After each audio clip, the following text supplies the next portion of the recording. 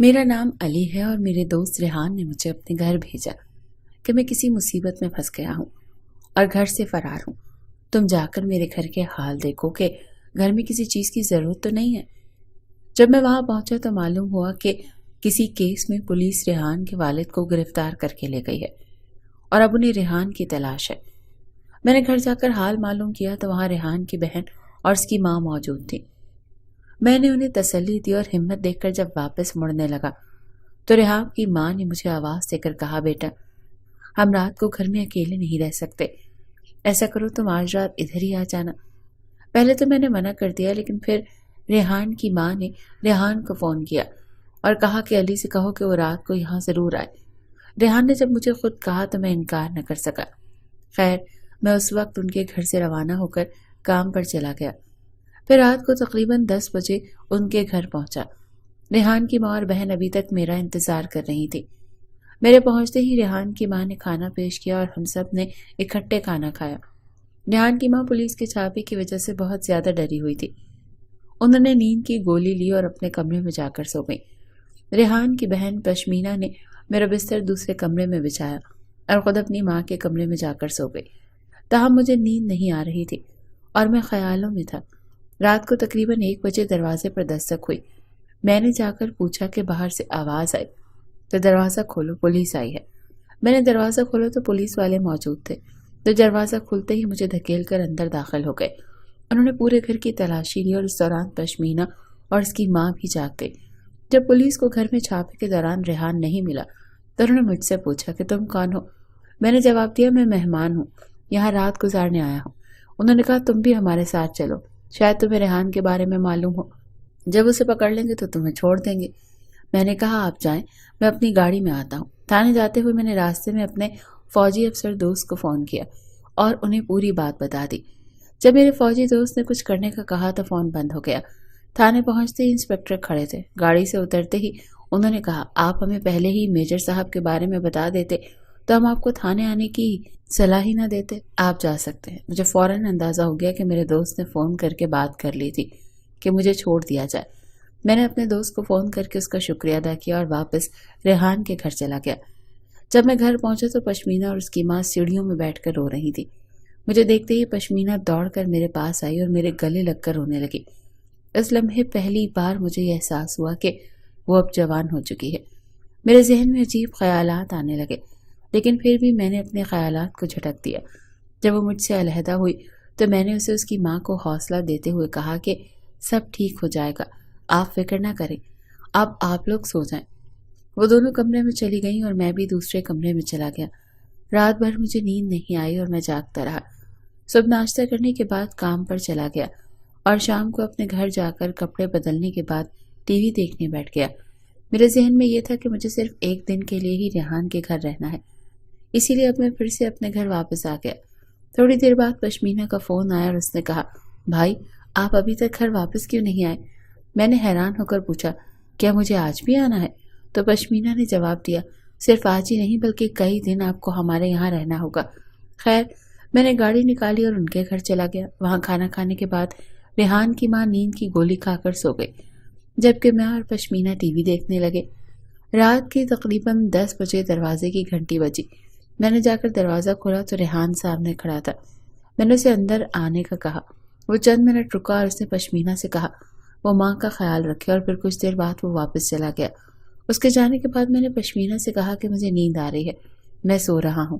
تو اس نے کہا کہ کل رات ماں تو سو ہی رہی، لیکن مجھے نیند نہیں آئی، میں ساری رات جاگتی رہی، اسی لیے آج میں نے آپ کا بستر بھی ماں کے کمرے میں لگا دیا ہے۔ میں نے اسے کہا کہ مجھے اس کمرے میں نیند نہیں آئے گی کیونکہ میں اکیلا سونے کا عادی ہوں۔ تو وہ بولی یہ ماں نے کہا ہے تو آپ کو ان کی بات ماننی پڑے گی۔ خیر، میں اس کمرے میں چلا گیا جہاں ریحان کی ماں بیڈ پر لیٹی ہوئی تھی اور میرا بستر زمین پر پڑا ہوا تھا۔ پشمینہ خود صوفے پر لیٹ گئی۔ ہم تھوڑی دیر تک باتیں کرتے رہے اور پھر پشمینہ سو گئی، جبکہ میں جاگتے ہوئے سوچ میں ڈوبا رہا۔ رات کے کسی پہر میری بھی آنکھ لگ گئی، لیکن تھوڑی دیر بعد ہی ریحان کی ماں کے کھانسنے سے پھر جاگ گیا۔ میں سوچتے سوچتے 3 بجے تک جاگتا رہا۔ جب پشمینہ انگڑائی لیتی ہوئی اٹھ گئی، اس نے مجھے جاگتے ہوئے دیکھا تو فوراً دوپٹے سے خود کو ڈھانپ لیا اور کہا، بھائی آپ ابھی تک جاگ رہے ہیں؟ میں نے جواب دیا، نیند نہیں آ رہی۔ وہ اٹھ کر باتھ روم چلی گئی اور جب واپس آئی تو کہنے لگی آپ ٹی وی لگا لیتے۔ میں نے کہا اس لیے نہیں لگایا کہ آپ لوگ ڈسٹرب نہ ہوں۔ وہ بولی آپ ٹی وی ہال میں جا کر ٹی وی لگا لو، اس میں بھلا ڈسٹرب ہونے والی کون سی بات ہے، چاہے تو کوئی مووی دیکھ لو۔ میں نے انکار کیا لیکن وہ کہنے لگی چلیں میں آپ کو ٹی وی لگا دیتی ہوں۔ میں بھی اس کے پیچھے ٹی وی ہال میں چلا گیا جہاں اس نے ٹی وی لگا کر ریموٹ میرے ہاتھ میں دیا اور کہا جو بھی چینل دیکھنا ہے لگا لیں۔ میں نے ریموٹ پکڑ لیا اور اس سے کہا ایک گلاس پانی لے آؤ۔ جب وہ پانی لینے گئی تو اچانک میرے دماغ میں خیال آیا اور میں نے اپنے ہاتھ کی ہتھیلی دیکھنا شروع کر دی۔ وہ پانی لے کر آئی تو مجھے دیکھ کر کہنے لگی کیا دیکھ رہے ہیں؟ میں نے پشمینہ سے کہا میں دیکھ رہا ہوں کہ قسمت میں کیا لکھا ہے۔ یہ سن کر وہ مجھ سے پوچھنے لگی کیا آپ ہاتھ دیکھ لیتے ہیں؟ میں نے کہا بس تھوڑا بہت۔ یہ سن کر وہ بولی میرا بھی ہاتھ دیکھیں۔ میں نے پہلے انکار کیا لیکن وہ ضد کرنے لگی۔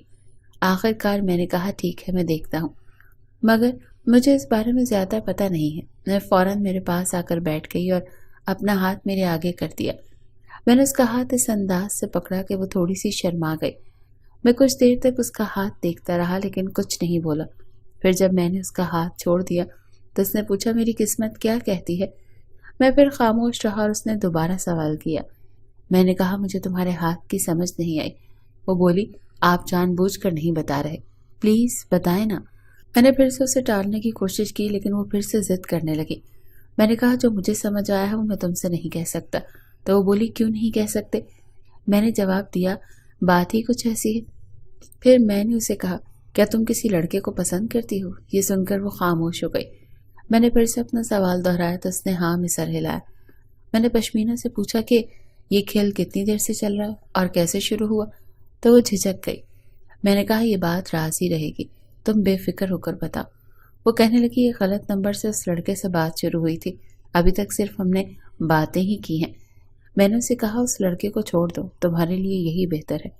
وہ حیران ہو کر پوچھنے لگی کیوں؟ تو میں نے کہا یہ میں نہیں جانتا مگر تمہارے لیے یہی بہتر ہے۔ پھر وہ بولی میرے ہاتھوں کی لکیریں اور کیا کہتی ہیں؟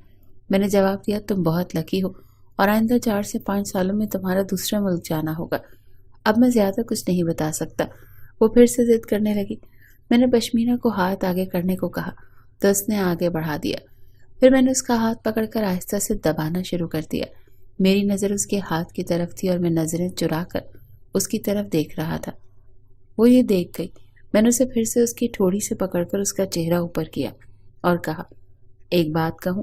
اس نے خاموشی سے سر ہلایا۔ میں نے پھر سے کہا تم بہت خوبصورت ہو، تم سے جس انسان کی شادی ہوگی وہ بہت خوش قسمت ہوگا۔ یہ سن کر وہ شرما گئی اور شرم سے اس کا چہرہ لال ہو گیا۔ اچانک پتہ نہیں اس کے دماغ میں کیا آیا، اس نے مجھ سے خود کو چھڑا لیا اور کھڑی ہو گئی۔ میں نے اسے پکڑنے کی کوشش کی تو وہ پیچھے ہو کر بولی بھائی یہ سب ٹھیک نہیں ہے۔ یہ کہہ کر وہ ٹی وی ہال سے نکل گئی اور کمرے میں جا کر لیٹ گئی۔ میں بھی اس کے پیچھے کمرے میں گیا تو دیکھا وہ چادر منہ پر ڈال کر لیٹی ہوئی ہے۔ میں نے اسے دوبارہ پکارا مگر اس نے کوئی جواب نہیں دیا۔ میں نے فیصلہ کیا کہ اس کو آواز نہ دوں اور خود ٹی وی ہال میں واپس آ گیا۔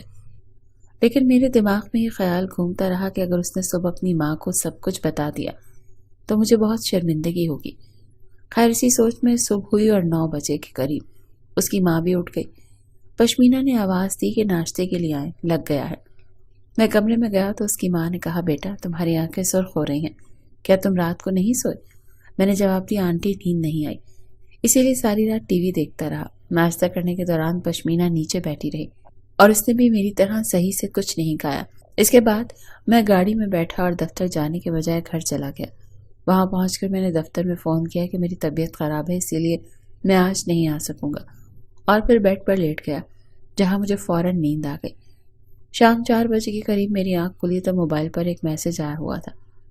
میسج پڑھا تو پشمینہ کا تھا جس میں لکھا تھا بھائی رات کو جو کچھ ہوا وہ اچھا نہیں ہوا، اب اس بارے میں کسی کو خبر نہ ہو۔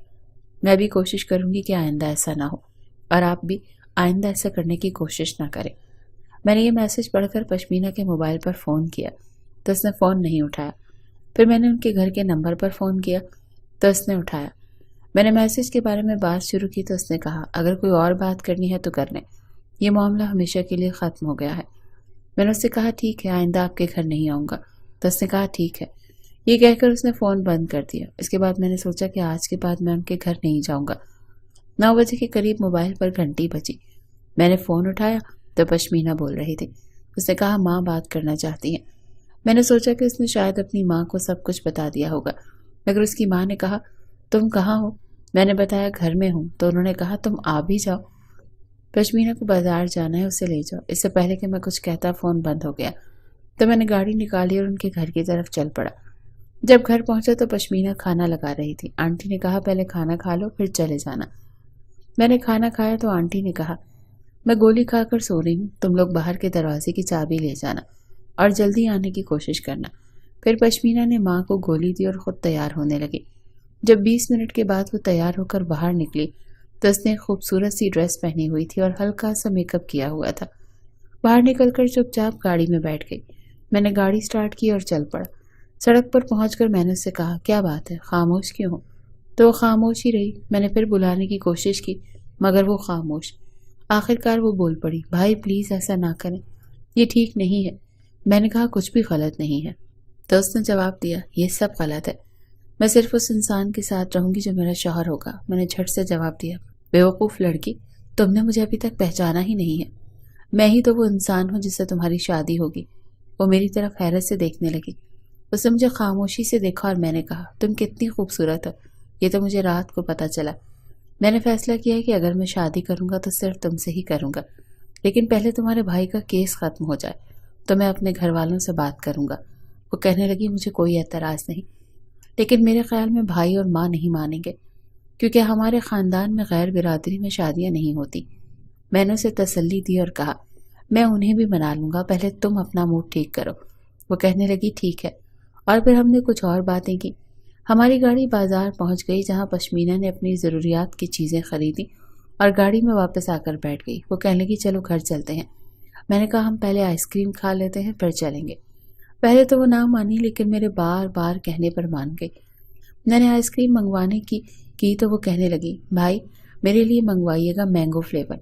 मैंने कहा अब मैं सिर्फ तुम्हारा भाई नहीं रहा। तो वो हंसने लगी और कहने लगी घर वालों के सामने तो भाई ही कहूंगी जब तक तुम उनसे बात नहीं कर लेते। ये सुनकर मैं खामोश हो गया। जब हम आइसक्रीम खाकर घर पहुंचे तो उसने मेरा बिस्तर लगा दिया और मैं टीवी हॉल में जा बैठा। कुछ देर बाद वो आई और कहने लगी बिस्तर लगा लिए, जब सोना हो तो आ जाना। मैं भी थोड़ी देर बाद सो गया। सुबह 7 बजे मैं उठा तो उसकी माँ नाश्ता बना रही थी। मैंने पूछा आंटी पश्मीना कहाँ है? तो वो कहने लगी उसे बुखार हो गया है, इसीलिए मैं नाश्ता बना रही हूँ। मैंने नाश्ता किया और दफ्तर चला गया। शाम को जब दोबारा घर वापस आया तो वो अभी भी बेड पर लेटी हुई थी। मैंने उससे पूछा क्या बात है? तो कहने लगी सर में दर्द हो रहा है। अभी थोड़ी सी दर्द में कमी हुई मगर दर्द अभी भी बर्दाश्त नहीं हो रहा। मैंने उसे डॉक्टर के पास ले जाने का कहा तो वो इनकार करके अपनी माँ के कमरे में लेट गई। मैंने उसे कई बार कमरे से बाहर आने का कहा लेकिन वो नहीं आई। अगले रोज जब मैं दफ्तर से घर आया तो पश्मीना के भाई का केस खत्म कर दिया गया था और कहा गया था कि वो रेहान को 5 घंटे में पेश कर दें, वरना वो उन्हें फिर से पकड़ कर ले आएंगे। मेरे घर जाने पर दोनों बाप बेटा घर पर मौजूद थे, मगर रेहान के बाप ने कहा कि वो रेहान को किसी भी सूरत पेश नहीं करेंगे और वो खुद भी कुछ दिन तक घर में नहीं रहेंगे। उन्होंने घर रहने पर मेरा शुक्रिया अदा किया और कुछ देर बाद खाना खाकर घर से बाहर चले गए। 2 दिन बाद पुलिस ने रेहान को गिरफ्तार कर लिया। अब रेहान की रिहाई के लिए कोशिश कर रहे थे। मैं सोच रहा था ये लोग इस मुसीबत से निकल आएं तो मैं उनसे पश्मीना के रिश्ते की बात करूंगा, लेकिन इस दौरान एक बड़े बिजनेसमैन की कोशिशों से सुलह की कोशिशें कामयाब हो गई। सुलह के लिए 2 लाख और अपने एक 40 साल के शख्स के लिए पश्मीना का रिश्ता मांग लिया। रेहान ने उसके बेगुनाह होने के बावजूद ये दोनों शर्तें मान ली क्योंकि तमाम सबूत रेहान के खिलाफ जा रहे थे। चंद दिनों के अंदर ही पश्मीना की शादी हो गई। पश्मीना भी अपने भाई की रिहाई की खातिर दिल में पहाड़ जितने गम उठाए खामोश हो गई। मैंने 1-2 बार उससे मोबाइल फ़ोन पर बात करने की कोशिश की मगर उसने फ़ोन ही नहीं उठाया। जब मैं उसके घर जाकर उससे बात करने की कोशिश करता तो उसके वालिदैन और भाई घर में होते, जिसकी वजह से पश्मीना से बात करने का मौका ही नहीं मिलता। जिस दिन उसकी शादी हुई उस दिन उसने सिर्फ मुझे एक मैसेज किया था जिसमें सिर्फ सॉरी लिखा था। मैंने फ़ौरन फ़ोन किया मगर उसका फ़ोन नहीं लगा। इसके बाद उससे कोई मुलाकात ना हुई और मेरी उससे शादी का ख्वाब अधूरा रह गया। लेकिन फिर खुदा की करनी ये हुई कि 3 महीने बाद अचानक एक दिन पश्मीना ने मुझे फ़ोन किया जिसमें वो रो रही थी और कह रही थी कि ये मेरी शादी समझौते के तहत हुई है और मेरा शौहर भी شکل و صورت سے بالکل بدصورت اور بوڑھا بھی ہے. میرے اس گھر میں دم گھٹتا ہے. پلیز تم کچھ کرو. میں یہاں نہیں رہ سکتی. میں مر جاؤں گی. میں نے اسے کہا اب کیا ہو سکتا ہے؟ تو وہ مجھ سے منتیں کرنے لگی. تم اس مشکل کو حل کر سکتے ہو. میں نے کہا ابھی نئی نئی صلح ہوئی ہے. اگر اب کچھ کیا تو زیادہ مسئلہ بنے گا. تم 1-2 مہینے اور صبر کرو. پھر کسی طریقے سے بھاگ کر تم گھر سے باہر تک آنا. میں تمہیں کار میں بٹھا کر تمہارے گھر چھوڑاؤں گا اور پھر تم طلاق نامہ اسے بھیج دینا. میں اب بھی تم سے شادی کرنے کے لیے تیار ہوں. مجھے کوئی مسئلہ نہیں ہے. بلکہ تمہیں حاصل کرنا تو میری خوش قسمتی ہوگی، کیونکہ پہلی محبت کو بھلانا آسان نہیں ہوتا. خیر پھر جب 2 مہینے گزرے تو پشمینہ نے مجھے کال کی اور کہا اتنے بجے تم میرے گھر کے دروازے کے باہر آ جانا. باہر آتے ہی تم مجھے بٹھا کر گھر لے جانا. پھر ہم نے ایسا ہی کیا. جب ہم اس کے گھر میں گئے تو پشمینہ کے گھر والے بھی پریشان تھے کہ اب کیا ہوگا، لیکن انہیں خوشی بھی تھی کیونکہ ان کی بیٹی جسے انہوں نے زبردستی اپنے بیٹے کی رہائی کی خاطر اس بدصورت کے ساتھ دیا تھا پھر اس سے ان کے پاس آ گئی تھی. خیر پھر پشمینہ کے سسرال والوں نے کچھ عرصے تو ہنگامہ کیا اور کیس وغیرہ بھی کروائے، لیکن کچھ نہ کر سکے کیونکہ یہ شادی صرف ایک سمجھوتے کے تحت کی گئی تھی اور اس میں قانون بھی کچھ نہیں کر سکتا تھا. اور پھر وہ اپنی مرضی سے ہی گھر آئی تھی. پھر پشمینہ نے مجھ سے شادی کر لی.